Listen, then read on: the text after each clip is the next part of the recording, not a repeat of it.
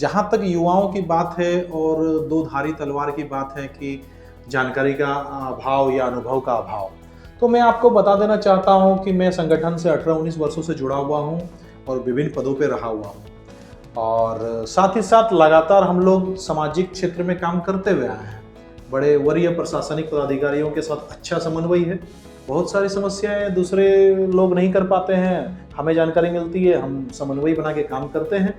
मैं लगातार क्षेत्र में भ्रमण कर रहा हूँ, लोगों से डोर टू डोर कैंपेन कर रहा हूँ, लोगों से वोट मांग रहा हूँ। तो लोग ही मुझे बता रहे हैं कि तुम्हें मते ब्लड देइथिलो, तुम्हें मते ए बीमारी रे मदद करिथिलो।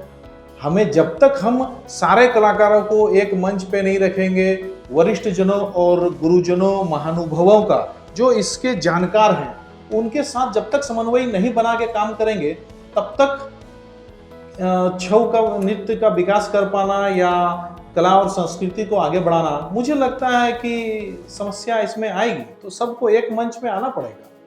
मुझे लगता है दूरदर्शिता का अभाव रहा है और बिल्कुल जो भी कार्य होने चाहिए सुचारू रूप से वो कार्य नहीं हो पाए हैं। मैं एक छोटा सा उदाहरण देना चाहता हूं कि जिस प्रकार से सरायकेला में ही मान के आप चलिए कि जुस्को कंपनी के द्वारा नगर पंचायत क्षेत्र में बिजली के खंभे लगाए गए हैं। नमस्कार, आप देख रहे हैं नगर महासंग्राम 2026 और हम आज सरायकेला में मौजूद हैं। भाजपा समर्थित प्रत्याशी सुमित चौधरी जी मैदान में आज उन्हीं से मुखातिब होंगे, जानेंगे, क्योंकि जितने भी प्रत्याशी हैं सभी से हम मुखातिब हो रहे हैं, जानने का प्रयास करें उनका विजन क्या है नगर को लेकर। तो ऐसे में सुमित चौधरी जी को समर्थन प्राप्त हुआ है भाजपा से, ये तो उनके लिए प्लस पॉइंट है ही। साथ ही साथ युवा है, जब हम लोगों से बात कर रहे हैं, जानने का प्रयास कर रहे हैं, तो युवा होना कहीं ना कहीं दो धारी तलवार की तरह हो जाता है। एक तरफ कुछ लोग कह रहे हैं कि युवा है तो जानकारी कम है, कुछ लोग कह रहे हैं कि युवा शक्ति को जब सब जगह में मिल रहा है, उनको जगह मिल रहा है, तो इस बार युवा शक्ति को ही जो है हम लोग चाहेंगे कि युवा शक्ति ही नगर अध्यक्ष के पद पर विराजमान हो। क्या कुछ कहेंगे इसको लेकर? सबसे पहले मैं आपके चैनल को धन्यवाद देता हूं कि आपने जमीनी स्तर पर आप लोग बहुत काम कर रहे हैं और लोगों की बातों से रूबरू हो रहे हैं, जानकारी आगे पहुंचा रहे हैं। देखिए, संगठन ने मुझे आगे बढ़ाया है और संगठन, मैं चुनाव नहीं लड़ रहा हूँ, चुनाव लड़ रहा है संगठन, लड़ रहा है और मैं केवल एक चेहरा हूँ। जहाँ तक युवाओं की बात है और दो धारी तलवार की बात है कि जानकारी का अभाव या अनुभव का अभाव, तो मैं आपको बता देना चाहता हूँ कि मैं संगठन से 18-19 वर्षों से जुड़ा हुआ हूँ और विभिन्न पदों पे रहा हुआ हूँ। और साथ ही साथ लगातार हम लोग सामाजिक क्षेत्र में काम करते हुए आए हैं। बड़े वरीय प्रशासनिक पदाधिकारियों के साथ अच्छा समन्वय है। बहुत सारी समस्याएं दूसरे लोग नहीं कर पाते हैं, हमें जानकारी मिलती है, हम समन्वय बना के काम करते हैं। और अनुभव की कमी कहीं से भी मुझे नेगेटिव की ओर नहीं दिखती है, क्योंकि पूरा मेरे साथ मेरा संगठन है, पूरा अनुभवी लोगों का संगठन है, उनका मार्गदर्शन है, वही सबसे बड़ी हमारी शक्ति है। हम लगातार पिछले कोविड के वक्त में अपना प्रशासनिक लोगों से अच्छा समन्वय बनाकर वैक्सीनेशन कैंप लगातार हमने चलाया है। ब्लड बैंक को सुचारू रूप से चलाने में हमारे संगठन और विभिन्न संस्थाओं का महत्वपूर्ण योगदान रहा है। और बहुत सारी सामाजिक समस्याएं हो, चाहे बिजली के खंभे गड़वाने हो, रोड, लाइट, नाली, बिजली, पानी, इन सब में भी समस्याओं का हमने इसको समाधान करने के लिए बहुत प्रयास किया और समाधान हुआ भी है। चूंकि रेस में कई लोग हैं, लेकिन जो मुख्यतः 3-4 नाम है, जिसमें आपका नाम है, मनोज चौधरी जी का नाम है, संजय आचार्य जी का नाम है, तो वे लोग पहुंच रहे हैं जनता के बीच में। तो जैसे मनोज चौधरी जी उपाध्यक्ष रहे हैं तो वो अपना कार्यकाल की दुहाई दे रहे हैं, साथ ही साथ राजा साहब पहुंच रहे हैं तो रानी साहिबा की जो 2 टर्म थी उनका कार्यकाल को गिना रहे हैं। तो आप जनता तक पहुंच रहे हैं तो किस तरह पहुंच रहे हैं? देखिए, जो लोग आगे पूर्व में अध्यक्ष उपाध्यक्ष रहे हुए हैं वो अपने कार्यों को जनता के समक्ष रख रहे हैं और वही कार्यों को देखते हुए जनता भी परिवर्तन की मूड में है।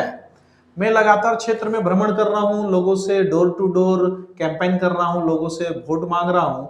तो लोग ही मुझे बता रहे हैं कि तुम्हें मते ब्लड देइथिलो, तुम्हें मते ए बीमारी रे मदद करिथिलो और ये समस्या हमर समाधान कर लो। तो वो सब चीजें मुझे बहुत उत्साहित कर रही है, मुझे खुद ही नहीं पता है कि मैं किन किन लोगों की क्या क्या मदद किया हूँ। कि मेरे पास जो भी समस्या आती है मैं अपना उचित मंच से फोन में, जरूरी नहीं है कि मैं डायरेक्ट उनसे चेहरा देख के ही या उनका फोटो खिंचवा कर ही उनका मदद किया हूँ, ऐसा मेरे साथ नहीं है। और यही मेरा सबसे बड़ा प्लस पॉइंट है। कला नगरी छौ की नगरी है, यहाँ पे कलाकारों के साथ भी बहुत परेशानियाँ उनके साथ जुड़ी हुई हैं और उनके लिए भी कुछ खास नहीं हो पाया, क्योंकि इतने सारे यहाँ से 7-8 पद्मश्री प्राप्त हुए हैं। और नगर का जो सुंदरता होना चाहिए, क्योंकि इतनी पुरानी नगर है, 100-150 साल पुरानी नगर है, लेकिन नगर अब तक बन क्यों नहीं पाया? क्या लगता है कहाँ चूक रहे हैं यहाँ के जनप्रतिनिधि? देखिए, जैसे छऊ और कला संस्कृति की बात करें तो निश्चित रूप से ये हमारे लिए सिर मोर है, हमारा ये सरायकेला का मुकुट है।